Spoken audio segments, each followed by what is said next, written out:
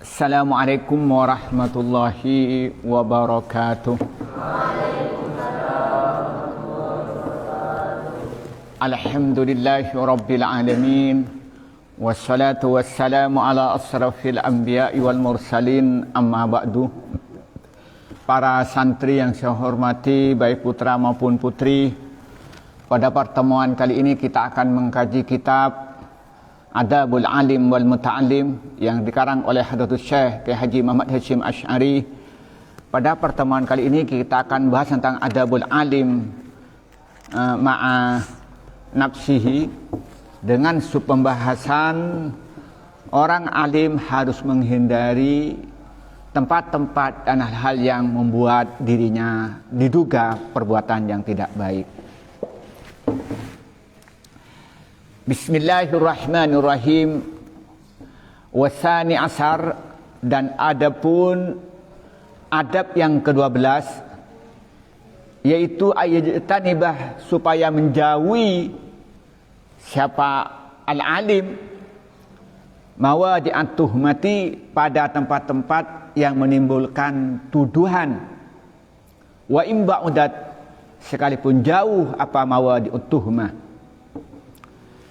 Fala yaf'aluh, maka tidak boleh mengerjakan siapa alim syai'an, pada sesuatu yatadammanu, yang mengandung naqsa muru'atin, pada kurangnya muru'ah, wa yustangkaruh, dan suatu yang diingkari zahiran, secara zahir, wa ingkana, sekalipun ada apa sesuatu jaizan, itu boleh batinan, secara batinnya. Fa innahu, maka sungguhnya orang alim yuridu, menjatuhkan siapa alim nafsahu, pada dirinya, lituhmati, pada tuduhan, wa arduhu, dan juga menimbulkan atau menimpakan diri siapa alim lil waqi'ati, pada suatu masalah, wa yuqi'u, dan mendorong atau menimpakan siapa alim an-nasah, pada manusia, fi dununi, di dalam para praduga, al-makruhati, yang tidak baik, yang tidak disukai, wa ta'simil waqi'ati, dan pada dosanya kejadian. Fa in ittafaqa, apabila bertepatan, syai'un, apa suatu min dzalika, semua itu, li hajatin, karena hajat, au nahwi, atau sama hajat, ahbaroh, hendaknya memberi tahu siapa alim, man, pada orang, syahadah, yang melihat, menyaksikan siapa orang, hu, kepada alim, memberi tahu bihukmihi, tentang hukumnya sesuatu,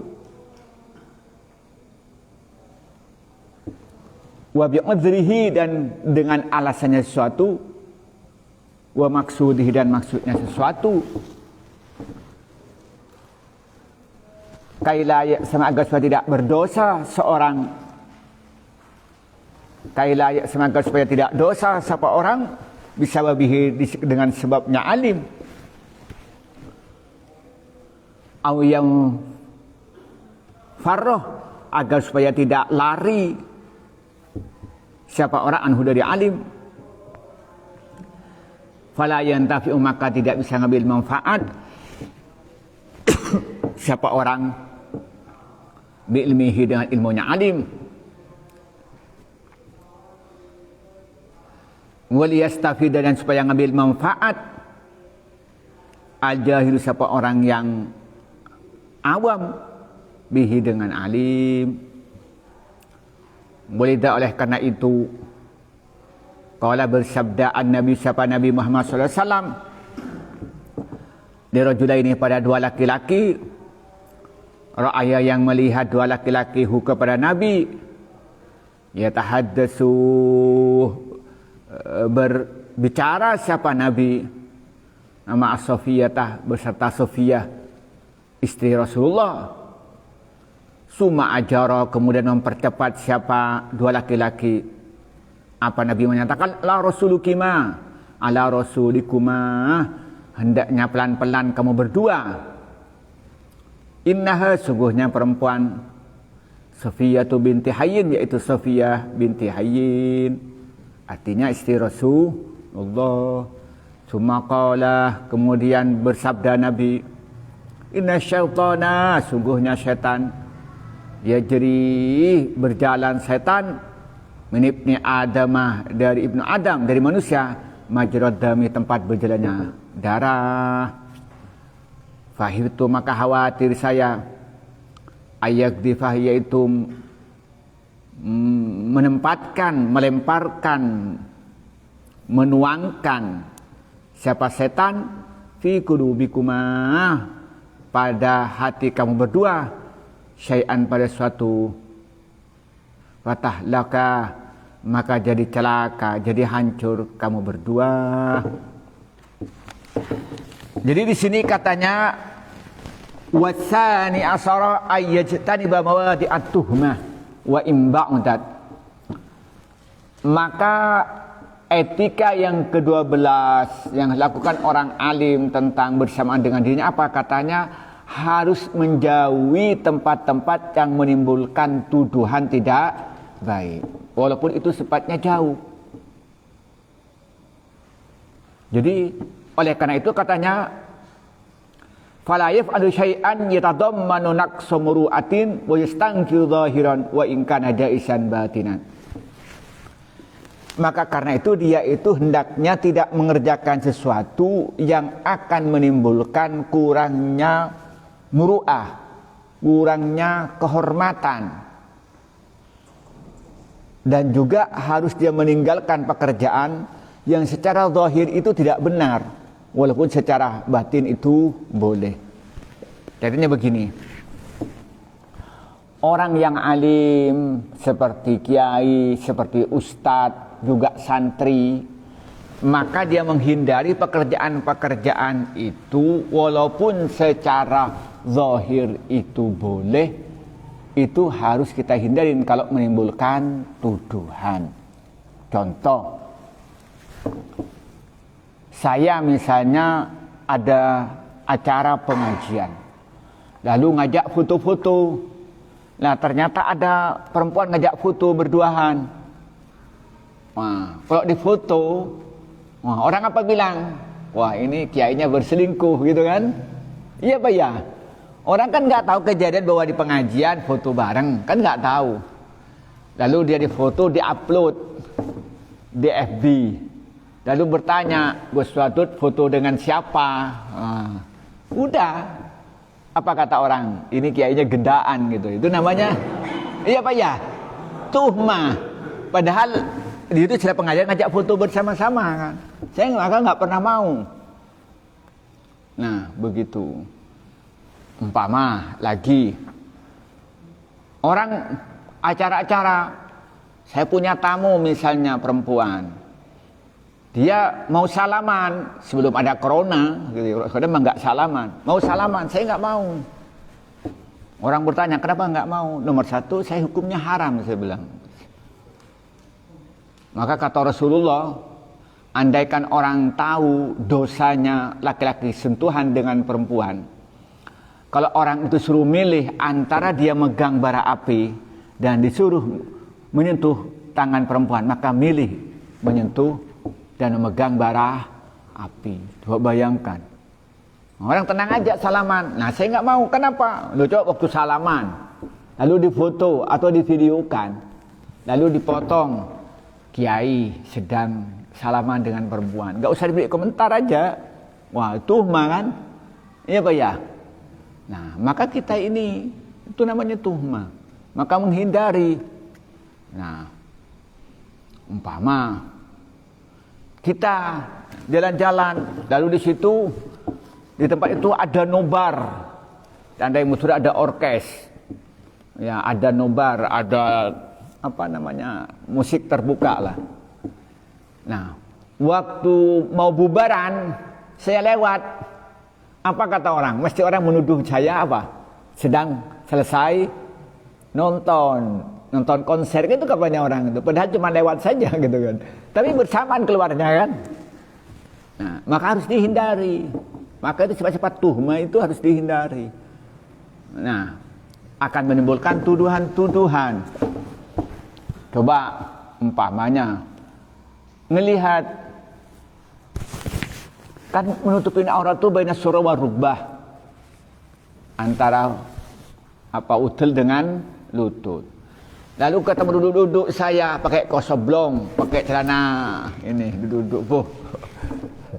Kiain katanya bu, nggak muruah kan? Walaupun itu halal, iya pak ya, halal bu. Patung kayak ini pakai kaos oblong gini, gaya kiain gitu. Itu kan nggak muruah. Menyatakan siapa yang menyatakan haram? Nggak ada. Itu nutupin aurat. Tapi kan nggak muruah. Nah, itu contoh sederhana. Contoh umpamanya berjalan bermesraan dengan istri, halal kan? Nomor satu, pemain depan umum, ya orang tahu istri saya. Kalau nggak tahu, saya pernah ke YIN, kan orang banyak nggak tahu dengan istri saya. Nah, orang kan istri saya kan postur tubuhnya nggak begitu tinggi. Kalau orang ngelihat dari belakang, orang ngelihat paling dianggap semester 1 gitu kan. Orang kemudian depan beda kan. Nah, suatu ketika saya ini makan di warung, di kantin. Lalu orang bertanya, sedang makan dengan maisui ya Gus katanya. Bingung siapa penjelasannya kan. Saya bilang, ini istri saya. Tanya lagi, istri dengan yang mana katanya. Loh, memang saya punya istri lebih dari satu dah, saya bilang. Ini istri saya. Dia bilang, jelaskan. Ya, orang nggak percaya gitu. Nah, pernah lagi, saya itu naik mobil. Kan saya nggak pernah dengan istri, orang saya jarang foto dengan istri. Nah, saya pergi ke Febi. Nah, saya akan nyetir, dia di samping saya. Orang teman-teman pada keluar sini, wah, ikut foto nih dengan perempuan katanya. Saya pikir saya tenang-tenang aja. No, setelah begitu masuk kantor, saya dikojlokin. Wah, baru kali ini gue suatu ini dengan cewek katanya.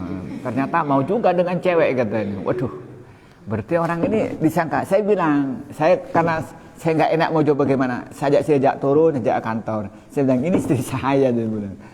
Baru orang. Nah itu kan tuhmah.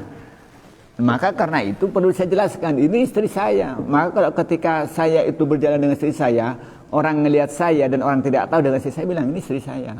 Namanya Aminatul Zahra. Itu aja saya. Kenapa? Itu kan tuhmah.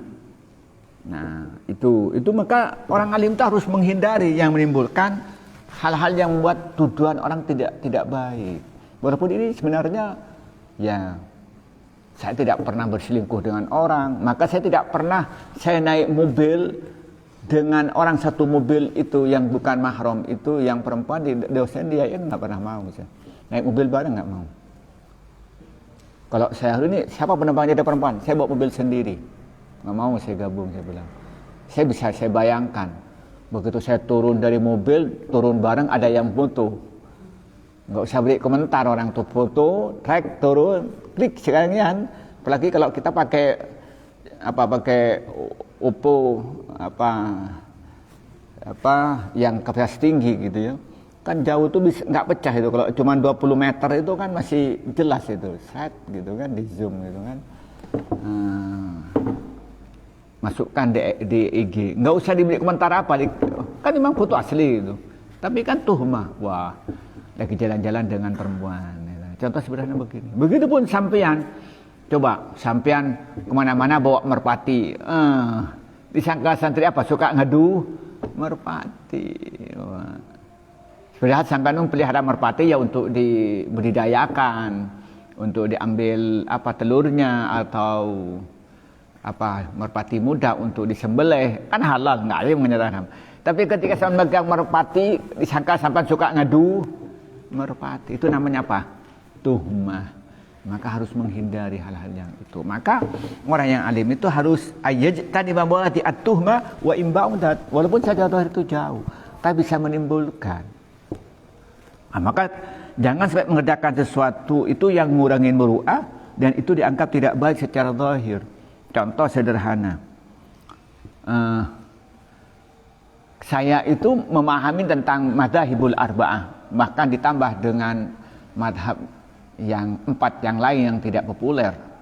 Saya itu paham tentang madhab Hanafi, madhab Maliki, apalagi madhab Syafi'i, madhab Hambali, karena kuliah saya fikih muqaranah. Jadi paham betul LC saya dari fikih muqaranah. Walaupun basis fikih saya fikih Syafi'i. Kemudian juga saya mempelajari tentang madhab Dhahiri, juga saya memahami tentang madhab Zaidiyah. Saya juga memahami madhab Abu Thawr, juga saya memahami di madhab Ibrahim An-Nakhai. Saya paham madhab-madhab itu.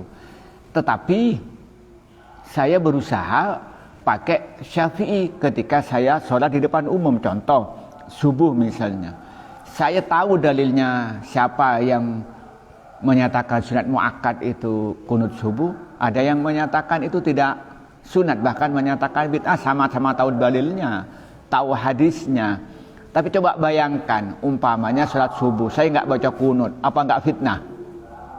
Wah, ini sudah nggak benar sholatnya, nggak sholat, sholat subuhnya nggak pakai kunut, harus pakai kunut. Urusan ilmu, urusan saya, tapi urusan amaliyah harus ikut yang umum.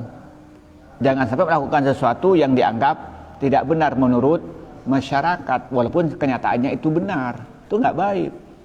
Nah, maksudnya saya itu harus kunut. Ya. Tarawih harus 20, tidak boleh 8. Walaupun secara dalil ya sama-sama benar, tapi secara zahir itu berarti bermasalah dengan bertentangan dengan dengan keyakinan masyarakat yang mayoritas di Indonesia, terutama NU, itu adalah madhab Syafi'i, yang mana tarawih itu 20. Dalam madhab Syafi'i itu subuhnya harus pakai kunut, baca Fatihahnya harus diawali dengan Bismillah. Kemudian sholat Jumatnya itu imamnya itu harus duduk di antara dua khutbah itu. Dan kemudian Jumat itu azan 2 kali. Nah, kemudian selawatnya baca Sayyidina. Itu harus kita ikutin, itu di dalam konteks. Karena kalau nggak melakukan itu. Dan lebih dari itu apa katanya? Fa innahu yu'idu nafsahu lituhma wa arduhu lil waqi'ati wa yuqi'un nasa fi dununil makruhati wa ta'simil waqi'ati. Nah, kalau sampai dia melakukan sesuatu yang menimbulkan tuduhan dan melakukan sesuatu yang menimbulkan kurangnya muru'ah dan menimbulkan sesuatu yang dianggap tidak benar oleh masyarakat, berarti dia itu menjatuhkan diri kepada tuduhan-tuduhan yang tidak baik dan menjatuhkan diri kepada permasalahan yang tanpa akhir. Bahkan menimbulkan orang lain menjadi berdosa karena membuat dugaan-dugaan yang salah. Contoh sederhana, kalau saya berpegang pada madhab Hambali, nyentuh istri itu tidak batal, nyentuh istri tidak batal. Maka selama haji saya dengan istri, saya banyak menggunakan madhab Hambali daripada pakai madhab Syafi'i. Tetapi wudhunya pakai wudhunya Hambali, tapi pakai wudhunya Syafi'i. Wudhunya Hambali ini usap rambutnya harus rata, gini. Tidak cukup begini. Tapi menyentuh istri selama tidak syahwat tidak batal. Dalam madhab Syafi'i wudhunya cukup mengusap rambut sedikit, tapi kalau menyentuh istri batal. Nah, di Mekah selama haji itu sulit tidak nyentuh istri. Kenapa? Kalau kita tawaf itu harus punya wudhu. Nah, kita harus melindungi dari masyarakat itu karena desakan penuh. Ya kita istrikan di depan, dan belakang hilang. Harus di depan, dan masih otomatis menyentuh. Nah, maka saya pakai yang tidak batal, karena kalau nanti dipakai madhab Syafi'i batal. Sekali deng-lengan keluar boleh kudu ngelak wudhu. Kan harus tunjuk. Istri harus dilindungi, harus dipegang, takut hilang. Karena kalau kerudung lepas carinya sulit karena saking banyaknya orang. Orang itu sampai mencapai 2 juta kalau musim haji itu. Gimana mencari yang orang itu? Masjid sebesar itu. Nah, harus dilindungin kita. Nah, maka pada waktu itu kita pakai mazhab Hambali, tapi satu qadiyah, wuduknya dan batalnya. Nah, kalau di sini jangan coba-coba. Saya baru megang istri lalu ngimamin sholat, aduh imamnya nggak punya wudu. Nah, akhirnya apa? Sampai bisa menduga, gimana saya bermakmum kepada orang yang nggak punya wudu? Kan bermasalah. Nah, maka karena itu saya itu jadi dituduh orang jelek dan sampean berdosa karena menuduh-nuduh yang tidak baik. Itu kan berarti apa? Merugikan orang lain. Itu nggak benar.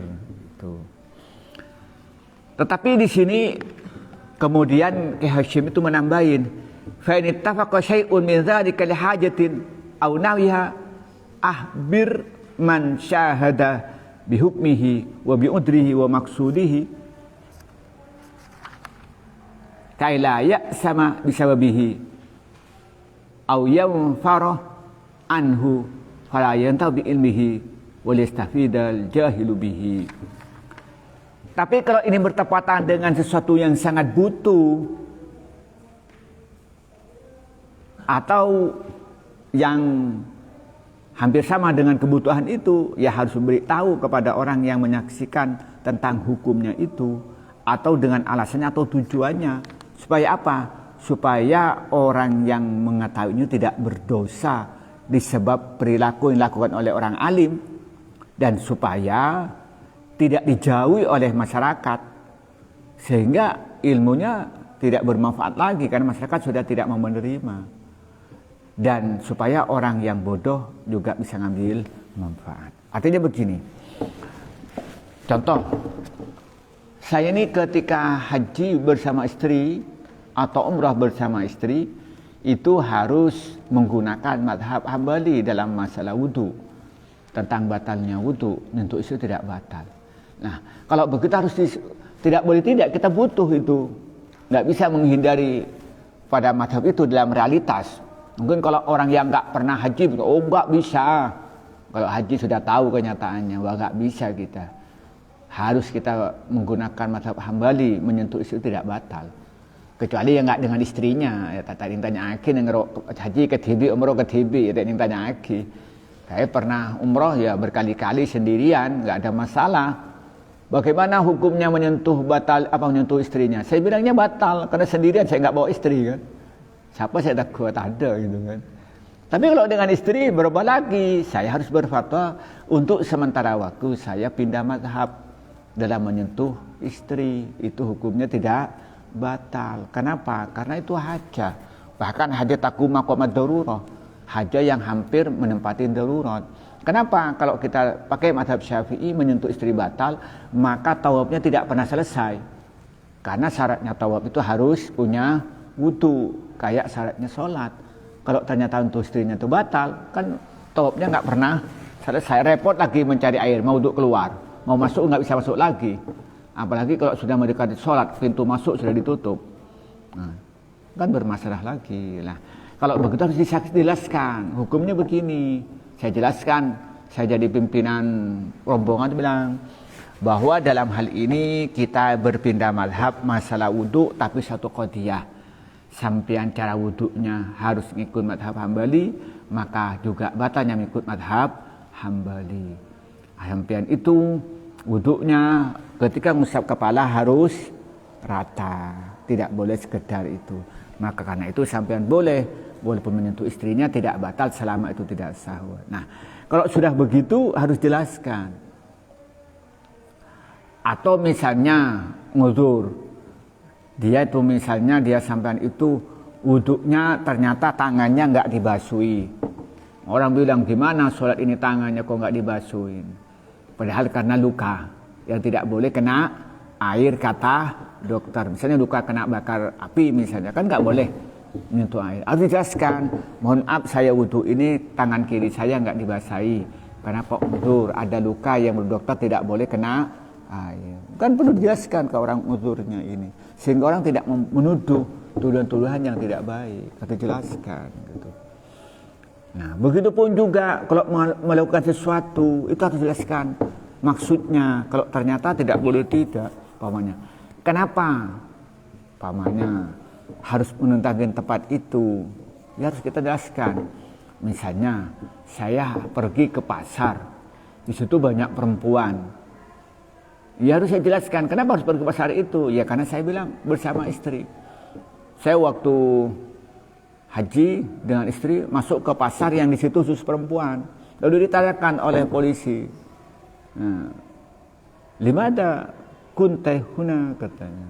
"Kenapa kau di sini?" Saya bilang, "Zaujati fi dakhil fi suq wa la astati an atrukaha wa la budda an urafiqaha." Saya bilang begitu. "Kenapa kamu?" "Ya saya karena di situ dalam pasar itu ada istri saya harus menemani, harus saya tunggu, nggak bisa saya tinggalkan." Baru paham. Tapi kalau nggak dijelaskan, wah ini lagi nginceng cewek ini kan itu. Iya Pak, iya. Ya dijelaskan kenapa harus di situ, dijelaskan itu. Nah, kenapa? Kalau tidak dijelaskan, lalu kita dianggap jelek oleh orang, apa yang lain? Maka orang itu berdosa disebabkan perilaku kita yang secara zahir itu bermasalah. Atau yang menimbulkan orang tidak senang dengan kita. Contoh umpamanya, saya itu hidup di kalangan NU. Lalu saya tidak baca kunut, walaupun secara fikih itu hal yang biasa. Karena yang menyatakan kunut itu dalilnya kuat, yang menyatakan tidak kunut juga kuat juga dalilnya. Hadisnya sama-sama sahih. Cuman cara menafsirkan hadis yang berbeda dalam mazhab Syafi'i dan mazhab Hambali. Tapi ketika saya mengikuti mazhab Hambali, tidak mau kunutan, mesti orang-orang itu marah. Akhirnya menjauhi saya dan tidak mau menerima ilmu yang saya sampaikan. Karena sudah mengatur jarak. Ya, orang sudah menjauh. Ngapain belajar pada orang yang sudah tidak sealiran, bahkan dibilang sesat. Ya, ya bagi dia berhak menyatakan sesat karena dirinya tidak tahu. Ya, itu tidak ada masalah. Maka karena itu orang yang alim itu yang harus hati-hati memahami umatnya. Karena kalau sampai melakukan sesuatu yang membuat pemahaman yang salah, maka orang itu akan menghindar dan tidak akan mengambil manfaat. Nah, kemudian lebih dari itu ada satu hal-hal yang perlu dijelaskan kepada orang yang tidak ngerti, sehingga dengan penjelasan itu orang yang tidak alim, orang yang jahil bisa mendapat manfaat ilmu yang dia sampaikan. Kemudian di sini mengambil sebuah hadis walidah qala Nabi sallallahu alaihi wasallam di rajulaini ra'ayahu yatahaddatsu ma'a Safiyyah summa ajaza ala rasulikuma inha Safiyyah binti Jahsyin Safiyyah binti Hayyin. Jadi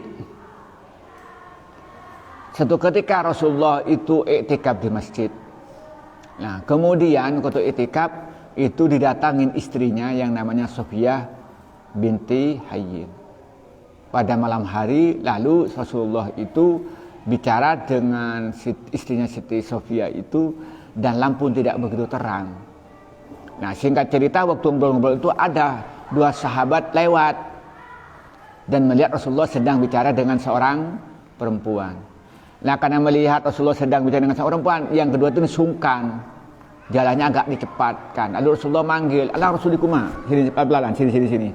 Rasulullah bilang, "Ini perempuan ini adalah Safiyyah binti Hayyin." Artinya apa? Istrinya sendiri. Lalu mereka menjawab, "Masya Allah," katanya. "Masa Rasulullah saya harus suudon?" Rasulullah apa? Dia menyatakan Rasulullah itu apa? Kata Rasulullah, "Qala inna syaitana yajri min ibni Adam majrad dami fa khiftu ay yakhdhifa fi qulubikum syai'an fatahlaka." Setan apa katanya? Setan itu berjalan di tempat mengalirnya darahnya orang atau di tempat mengalirnya manusia. Ya, di apa istilahnya itu lupa saya, di pembuluh darah. Ya, jadi setan itu lewat di sini mengalir, ikut gitu kan. Lalu sampai masuk ke hati, masuk ke jantung. Maka Rasulullah khawatir setan itu menimpalkan sesuatu tuduhan di hati kamu menuduh pada saya, jadi kamu itu menjadi celaka karena menuduh jelek kepada Rasulullah. Nah, jadi ini kan terpaksa. Rasulullah sedang bicara dengan istrinya Sofia, dan tidak begitu terang, tidak begitu terlihat si perempuan yang diajak bicara itu siapa. Rasulullah maka, karena dia terburu-buru, cepat si orang yang ngelihat itu khawatir nanti, Rasulullah ini tidak benar. Nah itu kan dia kan celaka karena menuduh jelek tidak pada Rasulullah. Nah Rasulullah bilang, pelan-pelan. Ini Sofia binti Hayyin, artinya ini istri saya. Dan Rasulullah, kenapa Rasulullah menjelaskan? Kenapa? Karena setan ini berjalan di tempat pembuluh darahnya manusia, tempat mengalir darahnya manusia. Nanti khawatir setan itu menimpakan sesuatu dugaan-dugaan yang tidak baik pada Rasulullah, sehingga nanti dia itu akan menjadi celaka. Nah, sama dengan itu, kenapa ketika orang tanya kepada saya, sedang makan dengan mahasiswa ya Gus, kalau enggak saya jelaskan, kan nanti akan menjadi isu, bisa menjadi bumerang di kampus ini diceritakan bahwa dosen lagi jalan-jalan dengan mahasiswi. Bagaimana penjelasannya? Kan sulit. Tetapi pada waktu itu saya jelaskan, ini istri saya. Ini namanya Aminatuz Zahra binti Sulaha. Saya bilang, ini istri saya. Tanya dia, bahasa mereka, kok masih imut-imut? Ya anaknya 4 kok, saya bilang, kok bilang imut-imut sama itu gimana? Saya bilang. Ya dia belakang mungkin ya sebesar santri-santri di sini kan. Tapi kan di belakang memang pembawaannya kecil. Tapi kalau pembesar di depan, ya standar gitu kan. Orang sudah punya anak 4. Anak yang pertama sudah ada di Mesir mau lulus gitu kan. Ya itu. Dia tidak boleh tidak kan. Kalau saya nggak jelaskan mereka nuduh saya jelek dan menjadi fitnah. Nah maka orang alim itu harus begitu. Karena kalau kadung tadi fitnah, bisa berkeluarga. Saya bagaimana penjelasannya untuk bilang, ini waduh gitu. Sama dengan tadi foto, ketika saya mau berfoto berdoa dengan orang, padahal itu acara resmi. Apalagi masuk ke area politik misalnya, calon bupati. Udah itu orang dicarikan foto-foto yang menimbulkan tuduhan yang tidak baik. Paham ya? Begitupun seorang kiai, seorang santri harus hati-hati, jangan sampai melakukan sesuatu yang menimbulkan tuduhan tidak baik. Walaupun itu hakikatnya benar dan hakikatnya itu halal. Inilah kita sampaikan pada malam ini, semoga bermanfaat. Wallahul muwaffiq ila aqwamit thoriq. Wassalamualaikum warahmatullahi wabarakatuh.